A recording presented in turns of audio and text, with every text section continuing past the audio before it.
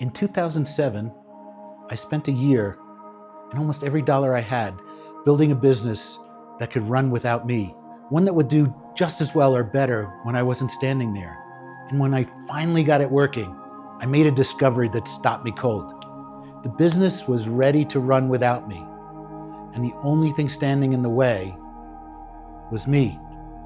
I couldn't take my foot off the gas, so I did something that sounds insane.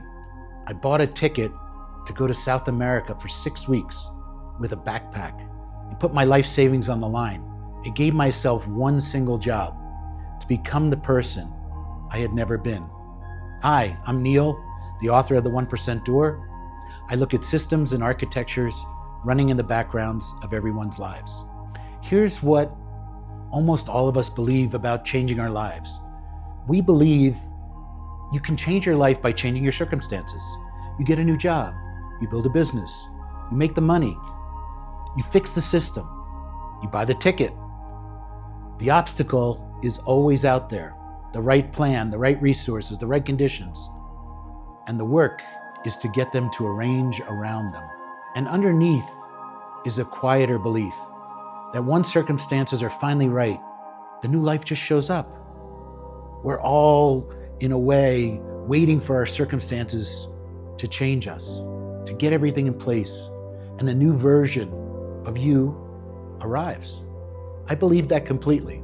I was a builder, I was a fixer, I was a systems guy. And in 2007, I built the best system of my life. And it taught me that belief was wrong. For about a year, I'd been chewing on the hardest question I'd ever asked myself in business. How do I build an operation that runs well, or even better without me when I'm not there? Not watching the cameras, not making the schedule, not greeting the customers. How do I take myself out and not just have it survive, but to thrive? I broke that question into pieces. For about a year, I built the systems. I put my entire life savings on the line, and it worked. The thing was running. It was honestly going better when I got out of the way. And here's what stopped me cold. The business was ready to run without me, and I was the only thing jamming it. I could not take my foot off the gas pedal. I could not stop checking everything. I built a machine that didn't need me hovering, and then I hovered, and my hovering was the problem. The system was finished, but me, the operator, was not. And that's the moment, the thing I had been missing for a whole year, that finally landed. It was never about the system I needed to build. It was about who I needed to become. And I was not that person. The guy who could build it, but I couldn't let it run. Because let it run was a different guy, and I had no idea how to become him. I couldn't have written down what it even takes. Because thinking about who I actually was, the guy who went to a good school, then a good college, and worked every summer, married his high school sweetheart, built a home, had a job, a good job. That was me. And then a life suddenly wanted to belong to a completely different person. The guy with the backpack taking a 7-week trip through South America, willing to risk everything he had. I had the ticket, but I was not the guy. And no amount of planning was going to make me into that guy. So quick thing, if you're curious about why good things can become absurd over time, then hit the subscribe button. We have one of these each week. Okay, back to it. So here's the system underneath of it all. Once you see it, you can't unsee it in your own life. Every life you want has a person attached to it. A version of you who actually has to live it. And you cannot run your future life with your current person. I could have made the most beautiful system on earth, and it still would have stalled because I was the bottleneck. I wasn't the right operator. It was me. And we get this exactly backwards. We think, get the right circumstances, and they'll turn me into the person. Well, it runs the other way. You become the person first. Then the circumstances you built will finally work.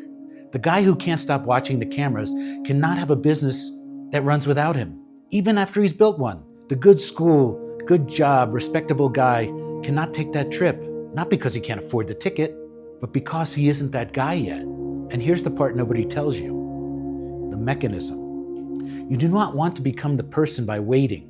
You don't become him by feeling ready. You become him by doing the work of becoming him on purpose before you're ready. And ideally, with something real on the line that makes you stay and too expensive to quit, which is exactly what I did.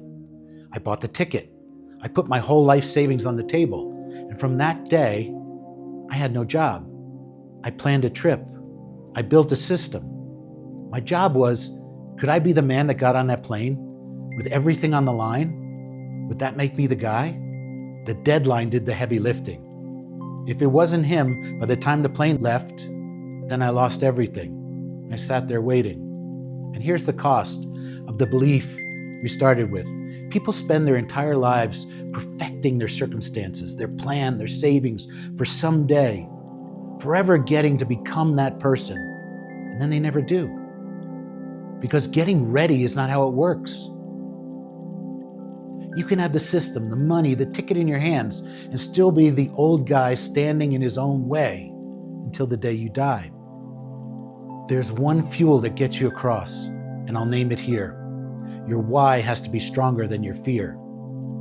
Becoming someone new is terrifying. You're leaving a self that's been working fine for years and everybody approved of it.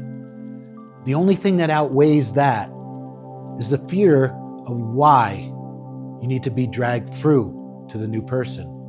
Mine was simple, sort of ridiculous. I wanted to take a long backpacking trip through South America, and that was enough. So here's the door. Stop asking what you need to do or build or have. Start asking the question that actually moves your life. Who do I need to become? The life I want is not waiting on a circumstance. It's waiting on that person that you need to become. Once you've upgraded to that person, then becoming that is the ticket. Put the money on the table. Build the conditions. Make it expensive for you to turn back. And when it all points in that one direction, the why will be strong enough to make you the guy. And here's the honest part. You will not feel ready. I was not. When the plane took off, I was not prepared. I just knew I'd done all the work, and I got on it anyway. Ready is not a feeling you get beforehand. It's something that you discover afterwards, once you're already moving. And here's what's on the other side of becoming the guy. The part the old you literally cannot see. On that trip, I stood on the salt flats at 14,000 feet, and I met the Milky Way for the first time in my life. I had crossed a border my own country told me not to cross.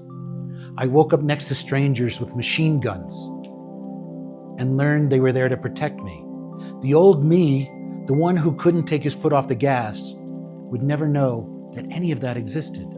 That's why this math feels impossible when you're standing at the door. When you weigh the price of becoming someone new against the price of staying who you are. All you can see is the cost of change. You cannot see the cost of what you're missing. The entire life on the other side, you will simply never know. I almost stayed the old guy. I would have never known what I missed. That's the part that should scare you, not the change, the staying. You'll never know who you are. So now you know the architecture of this story. I'm interested in knowing your architecture story.